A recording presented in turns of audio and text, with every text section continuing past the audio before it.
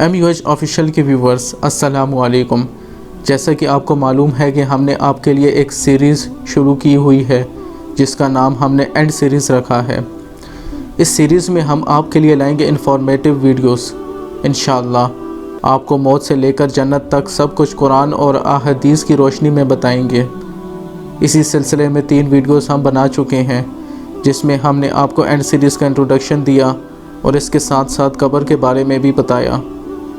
دوستو، آج کی ہماری ویڈیو کا ٹاپک ہے برزخ یعنی روحوں کی دنیا۔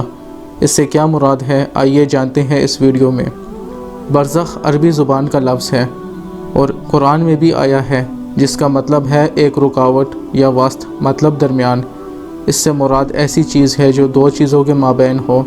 قرآن پاک میں اللہ تعالیٰ برزخ کو مادی یا جسمانی اور استعاراتی معنوں میں استعمال کرتے ہیں۔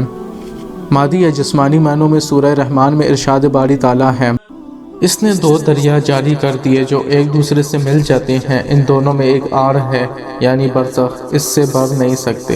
اس سے ہمیں پتہ چلتا ہے کہ برزخ کا مطلب اصل وسط یعنی درمیان ہے، ایسی چیز جو 2 چیزوں کو الگ رکھے اور آپس میں ملنے نہیں دیتی۔ یہ تو تھی جسمانی یا مادی اصطلاح میں برزخ کی تفصیل۔ اب ہم استعاراتی طور پر برزخ کے بارے میں جانتے ہیں۔ استعاراتی برزخ کیا ہے؟ سورہ مومنون میں اللہ تعالیٰ کا ارشاد تو ایک برزخ یعنی حجاب ہے ان کے دوبارہ جی اٹھنے کے دن تک۔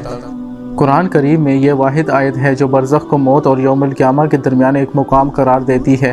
اس ویڈیو میں ہم استعاراتی طور پر آپ کو برزخ کے بارے میں بتائیں گے۔ موت اور قیامت کے بیچ کی زندگی کو برزخ کہتے ہیں، وہ زندگی جو مرنے کے بعد شروع ہوتی ہے قیامت کے قائم ہونے تک۔ قرآن میں ایک ایسی آیت ہے جو واضح طور پر اس بات کی تصدیق کرتی ہے کہ موت کے بعد اور قیامت سے پہلے کچھ ہوگا اور یہ سب کچھ برزخ کی زندگی میں ہوگا۔ سورہ توبہ میں ارشاد باری تعالیٰ ہے، وَمِمَّنْ حَوْلَكُمْ مِنَ الْأَعْرَابِ مُنَافِقُونَ وَمِنْ أَهْلِ الْمَدِينَةِ مَرَدُوا عَلَى النِّفَاقِ لَا تَعْلَمُهُمْ نَحْنُ نَعْلَمُهُمْ سَنُعَذِّبُهُمْ مرتين ثم يردون إلى عذاب عظيم۔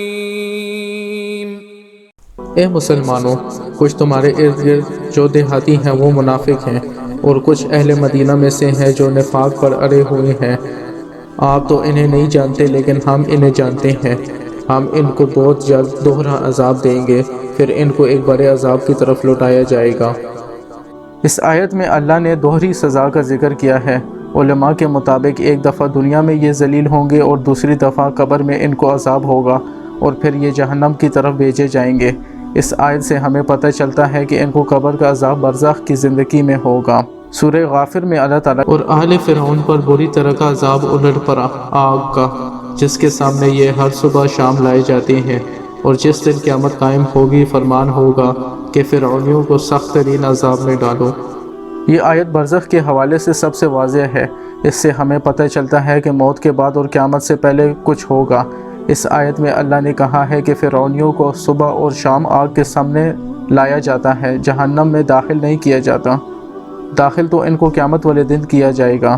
ان کو قبر میں عذاب دیا جاتا ہے۔